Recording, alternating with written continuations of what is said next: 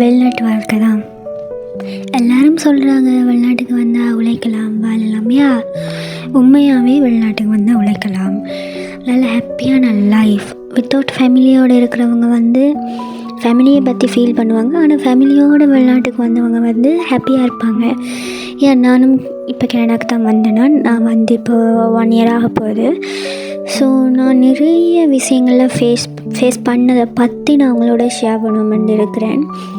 வெளிநாடு வந்த உடனே அங்கே இருக்கும்போது நான் யோசித்தேன், ஓகே ஃபேமிலி இருக்குது, ஓகே எங்களோட ரிலேட்டிவ் இருக்கிறாங்க, எனக்கு அப்படி தருவாங்க இப்படி தருவாங்க. ஏன்னா நான் சின்ன வயசில் வந்தேன்னா, ஸோ அதால் எனக்கு நிறைய எதிர்பார்ப்புகள் இருந்தது. வெளிநாட்டுக்கு வந்த உடனே இந்த கடன் பிரச்சனையெல்லாம் தீர்த்துருவேன், சிட்டிசன்ஷிப் ஆயிடுவேன், அப்படி இப்படி என்னெல்லாம் என் ஹஸ்பண்டை கூப்பிடுவேன், நான் இங்கே ஹாப்பியாக இருக்கலாம் அப்படி இப்படின்னு நிறைய எக்ஸ்பெக்டேஷனோடு வந்தேன் நான். ஸோ ஆனால் இங்கே வந்த உடனே எல்லாமே மூழ்கி போயிட்டு, பிகாஸ் நாங்கள் வெளிநாடுன்னோடனே நான் நிறைய கோட்டைகளை கட்டி வச்சுருந்தேன். நான் இப்போ எல்லாருக்கும் பாசிட்டிவாக தான் நான் இந்த ஸ்பீச்சை சொல்கிறேனே ஒழிய நெகட்டிவாக நான் சொல்லலை. ஸோ என்னென்னா வெளிநாடு வந்தோன்னா ஓகே நல்ல வடிவான இடங்கள் எல்லாம் பார்க்கும்போது ஹாப்பியாக இருந்துச்சு. ஸோ நான் நினச்சேன் இந்த லைஃப் 1 monthக்குள்ளே சேஞ்ச் ஆயிரும்.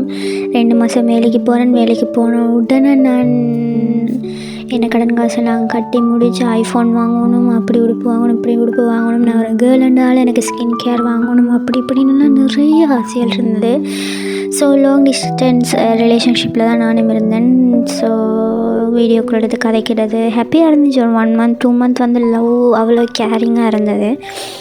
ஸோ போக எனக்கு வேலை இல்லைன்னு ஃபினான்சியலாக இஷ்யூஸ் வர வழிகிட்டு, வாங்கின கடனுக்கு மேலே வட்டிக்கு மேலே கடன், ஸோ அப்படி இப்படின்னு நிறைய ஃபினான்சியலாக இஷ்யூஸ் ஆகிட்டே நான் வந்தோடனே எனக்கு வேலை கிடைக்கல. நான் விசிட்டிங் விசாவில் வந்தேன். ஸோ என்ன செய்கிறது, சொந்தங்கள் எல்லாத்துட்டையும் வரப்போகிற நின்னோடனே ஆஹா ஊஹாண்டு நான் கடன் வாங்கி வந்ததுக்கு பிறகு தான் தெரியுது ஒரு வழியும் இல்லை அப்படின்னு. ஸோ என்ன செய்கிறேன்னு தெரியாமல் இருந்தேன், வெயிட் பண்ணி கொண்டே இருந்தேன். அதுக்கு பிறகு தான் எனக்கு விளங்கின ஒரு விஷயம், ஓகே தடபடான்னு எல்லாம் செஞ்சு கடைசியில் இப்படி ஒரு